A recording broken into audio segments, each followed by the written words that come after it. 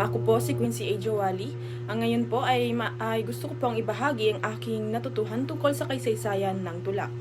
Ang tulang Pilipino ay sumasalamin sa kasaysayan. Ito po ay may mga matandang panahon, panahon ng Kastila, panahon ng pangkamulat, panahon ng Amerikano at panahong crisis. Sa struktura ng tula naman, ang aking natutuhan ay meron itong tugma, ganap at di ganap, sukat at tono. Sa pagsangkahulugan ng nobela, kasaysayan ng nobela at katuturan ng nobela, ang aking pong natutuhan ay ang nobela ay isang anyo ng panitikan na nagpapakita ng malikhaing imahinasyon at refleksyon ng lipunan, kultura at karanasan. Sa kasaysayan, umunlad ito sa iba't ibang panahon. Ito po ay may panahon ng Kastila, panahon ng Amerikano, panahon ng Hapon, panahon ng Republika at bagong lipunan ng 1972 sa kasalukuyan. Sa paggamit ng idioma at tayutay sa pagbuo ng tula, alam po natin na ang idioma ay nagbibigay ng matalinghagang pahayag na nagpapakita ng kultura at damdamin, habang ang tayutay po ay nagiging daan para sa masining na paglalarawan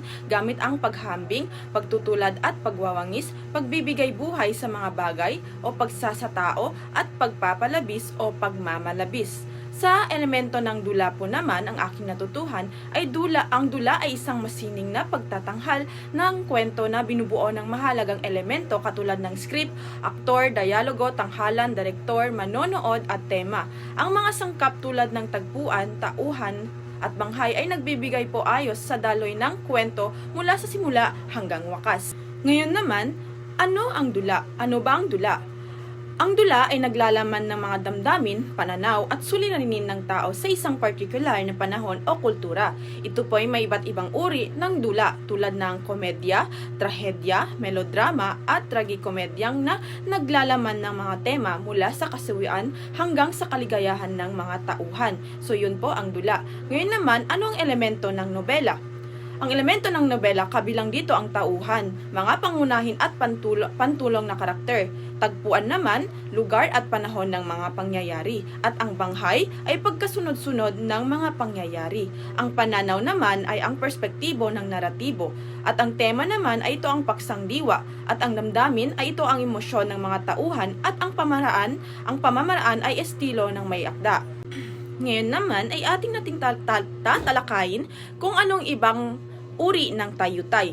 Alam po natin na ang mga tayutay ay mga malikhaing paraan ng pagpapahayag sa wika na nagbibigay diin, kulay at lalim sa mga idea at emosyon. Sa pamagitan ng mga tayutay tulad ng pag-uyam, paglilipat wika at paglilipat saklaw ay nagiging mas epektibo ang komunikasyon sa pagpapahayag ng mga complex na idea o opinyon o damdamin. So yun po ang mga uri ng tayutay. Ngayon naman ay ang spoken poetry. Ano ba ang spoken poetry? Ito po ay isang anyo ng tula na ipinapahayag ng malakas at may kasamang emosyon. Madalas itong ginagamit ng mga kabataan upang ipahayag ang kanilang mga idea at emosyon sa pamamagitan ng creative performance na nagpapakita ng kanilang galing sa paggamit ng salita at tunog. So yun po ang spoken poetry.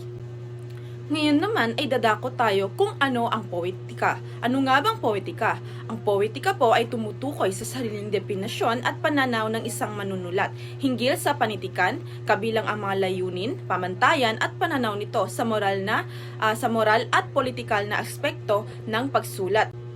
Ngayon naman, ating alamin kung paano bang pagsulat ng comics. Ang paggawa ng comics ay isang masining na paraan ng pagkukwento na gumagamit ng guhit at teksto. Ito po ay mahalagang pumili ng tema tulad ng aksyon, fantasy, romansa o komedya at bumuo ng makabuluhang tauhan na may malinaw na layunin at personalidad. So yun po ang pagsulat ng isang comics.